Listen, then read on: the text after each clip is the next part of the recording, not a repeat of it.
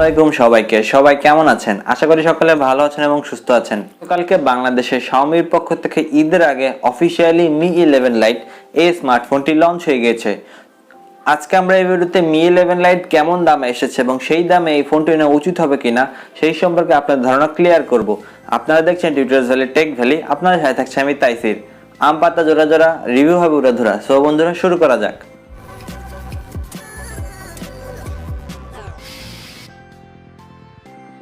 মূল ভিডিওটি শুরু করার আগে আপনারা যদি আমাদের চ্যানেল নতুন হয়ে থাকেন তবে এখনই সাবস্ক্রাইব করে নিন এবং পাশে থাকা বেল আইকনটি বাজিয়ে অল করে দিন। এতে করে আমাদের চ্যানেলের সকল নোটিফিকেশন আপনাদের মোবাইলে পৌঁছে যাবে। Mi 11 Lite এটি একটি কনফিউজিং ফোন অনেকের কাছেই, কারণ এই ফোনটি কিছু স্পেসিফিক দর্শকের জন্য লঞ্চ হয়েছে। প্রাইসিং দিয়ে শুরু করা যাক। Mi 11 Lite এর দুইটি ভ্যারিয়েন্ট লঞ্চ হয়েছে। 6GB RAM 128GB ROM, এটির প্রাইস 30,000 টাকা অফিশিয়ালি, এবং 8/128 এটির দাম 32,000 টাকা। বক্স কন্টেন্ট, বক্সটি খুলে আপনারা প্রথমে পেয়ে যাবেন ডিভাইসটি, সাথে আছে খুব ভালো মানের TPU case, sim ejector pin, type C data cable, একটি 33 ওয়াটের চার্জিং ব্রিক, কিছু ডকুমেন্টেশন, ওয়ারেন্টি কার্ড এবং একটি 3.5mm headphone jack to type C পোর্টের ডঙ্গল। সো এটি আসলে নির্দেশ করছে এই স্মার্টফোনে কোনো 3.5mm হেডফোন জ্যাক পোর্ট থাকছে না, যেটি কিনা কিছুটা ডিসঅ্যাপয়েন্টেড, বাট এটার একটা স্পেশাল রিজন আছে। ডিজাইন এবং বিল্ড কোয়ালিটি সেকশনে পুরোটা জেনে যাবেন। ডিজাইন এবং বিল্ড কোয়ালিটি, এই ফোনটি মাত্র 157 গ্রাম ওজনের এবং 6.8 মিলিমিটারের মতো থিকনেস। 2021 সালের সবচেয়ে স্লিম ফোন আপনারা দেখতেই পাচ্ছেন, এবং 2021 সালের সবচেয়ে হালকা ফোনও এটি। নর্মালি ডিজাইন বলেন বা এরকম স্লিমনেস, এই জিনিসটা অ্যাকচুয়ালি ওপো ভিভোর ফোনে আমরা দেখে আসি। সো এই স্মার্টফোনটা মূলত আউটার লুকস দেখে যারা বেশিরভাগ ফোন কিনেন তাদের জন্য লঞ্চ হয়েছে। স্পেকও ভিতরে যথেষ্ট ঠিকঠাক আছে, বিশেষ করে বাংলাদেশের যে অফিসিয়াল প্রাইস এসেছে সেই প্রাইস অনুপাতে। সো ওভারঅল আউটলুকস বলেন, ফ্রন্টে Corning well glass fibre protection থাকছে, রিয়ারেও Corning well glass fibre protection, যদিও ফ্রেমটা প্লাস্টিকের, বাট ব্যাকের যে গ্লাসটা সেটা ফ্রস্টেড গ্লাস, সো কোনো ফিঙ্গারপ্রিন্ট পড়বে না ব্যাকে। সো অসাধারণ ডিজাইন বলা যায়, ডিজাইন এবং লুকসের বলায় একদম ধামাকাদার কাজ করেছে Xiaomi বাংলাদেশ। ফ্রন্টে 5 হোল থাকছে, ডিসেন্ট লাগে বাম পাশে। ব্যাক সাইডে ট্রিপল ডুয়ার ক্যামেরা সেটআপ থাকছে, যদিও নতুন মডিউল, এটা Mi 11 Ultra একটা স্মার্টফোন এসেছিল তাদের Xiaomi, সেটার হুবহু নকল ডিজাইন বলা যায়। যথেষ্ট রিফ্রেশিং লুক দিবে ব্যাক এবং ফ্রন্ট। সো এই ফোনটার 90 থেকে 95% জিনিসই হচ্ছে ডিজাইন এবং লুকস। সো এইসব দিক থেকে বিশেষ করে এই স্মার্টফোনটি ওপো এবং ভিভোর যে মার্কেটে ফোন বিক্রি করে সেই মার্কেটটা টার্গেট করে Xiaomi বাংলাদেশ লঞ্চ করেছে।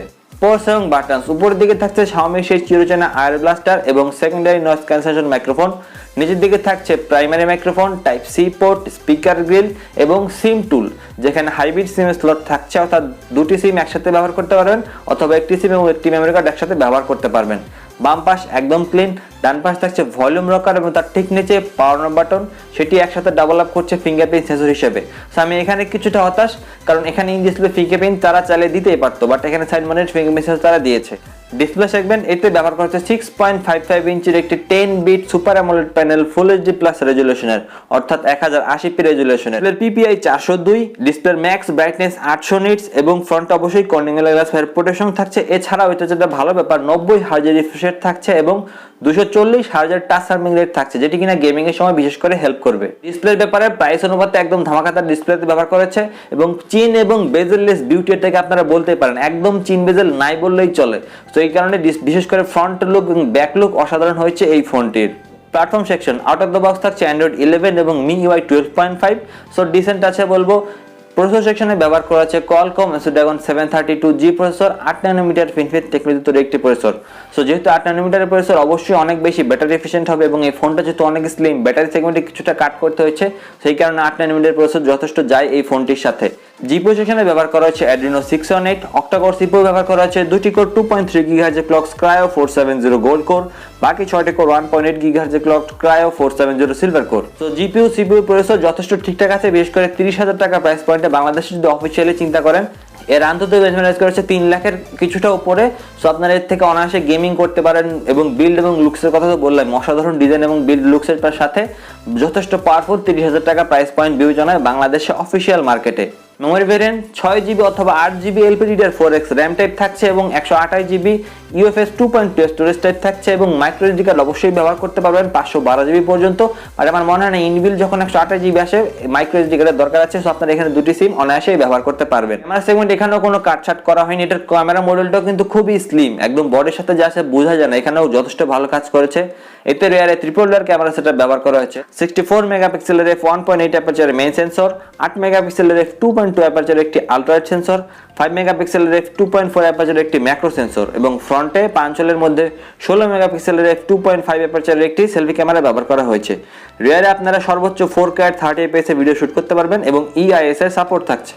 ফ্রন্টে সেটা 1080p at 60 fps। এছাড়াও এতে ভিলগ মোড থাকছে, ক্যামেরাতে যত রকম ডুয়েল ভিউ মোড সবকিছুতেই তো অবশ্যই থাকছে এবং ক্যামেরা কোয়ালিটিও যথেষ্ট ভালো, বিশেষ করে 30,000 টাকা প্রাইস পয়েন্টে। এই সবচেয়ে ইমপ্রেসিভ দিক হচ্ছে যে 5 মেগাপিক্সেলের ম্যাক্রো ক্যামেরা, 2 মেগাপিক্সেলের যদি আজেবাজে ক্যামেরা না দিয়ে একটা 5 মেগাপিক্সেলের ম্যাক্রো দিয়েছে, অসাধারণ কাজ হয়েছে। এ থেকে আপনারা খুব ভালো রকমের ম্যাক্রো ফটোগ্রাফি করতে পারবেন।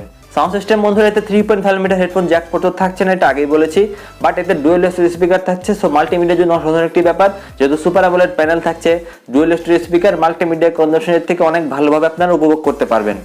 কানেক্টিভিটি ডুয়েল ভোল্টি 4G থাকছে, ওয়াইফাই 802.11 থাকছে, ব্লুটুথ 5.1 থাকছে, টাইপ সি পোর্ট থাকছে। সো মোটামুটি সকল ধরনের কানেক্টিভিটি এরকম বাজেট সেগমেন্টে ব্যবহার করা হয়েছে। সেন্সরের বেলায় আগে বলেছি এটা কম, মাইনাস পয়েন্ট হচ্ছে এতে ইন ডিসপ্লে ফিঙ্গারপ্রিন্ট সেন্সর থাকছে না, সাইড মাউন্টেড ফিঙ্গারপ্রিন্ট সেন্সর থাকছে, ফ্রন্টে ফেস আনলক সুবিধা থাকছে। এছাড়া এক্সিলোমিটার, প্রক্সি, 360 ডিগ্রি লাইট সেন্সর, সকল রকমের সেন্সরে তো অবশ্যই ব্যবহার করা হয়েছে। ব্যাটারি সেগমেন্ট এই জায়গায় আপনাদের মনে হতে পারে 6.8mm থিকনেস, খুবই হালকা পাতলা ফোন।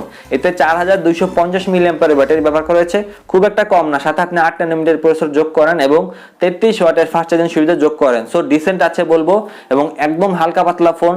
হাতে যে ফোন আছে সেটা মনে হবে নর্মাল পেন্সিলের থেকেও কম চিকন এই স্মার্টফোনটি আসলে। তো সেই বিবেচনায় 4250 mAh ব্যাটারি ডিসেন্টই আছে।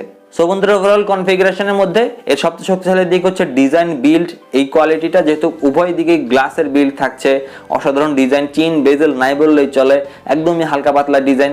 সো এবং পাওয়ারফুল অবশ্যই বলা যায়। 30,000 টাকা প্রাইস পয়েন্টে একটা কোয়ালকমের প্রসেসর 732Gর সাথে। সো এটার মূলত টক্করটা হবে ভিভো V21, বাংলাদেশে এটা লঞ্চ হয়েছিল ভিভোর পক্ষ থেকে। ওইটার সাথে এটা একটা কম্পারিজন ভিডিও আমাদের চ্যানেল অবশ্যই আসতে চলেছে। বাট যে প্রাইসে লঞ্চ হয়েছে, অফিসিয়ালি যদি এর থেকে কিছুটা কমে অনলাইনে যখন অ্যাভেলেবেল হবে, যদি পাওয়া যায়, অসাধারণ একটি ব্যাপার হবে এই স্মার্টফোনটির জন্য। সো বন্ধুরা, ছিল আজকে আমাদের ভিডিওটি কেমন লাগলো? ভালো থাকলে লাইক করবেন এবং শেয়ার করবেন। পরবর্তী ভিডিও দেখা বন্ধু সবাইকে আল্লাহ হাফেজ।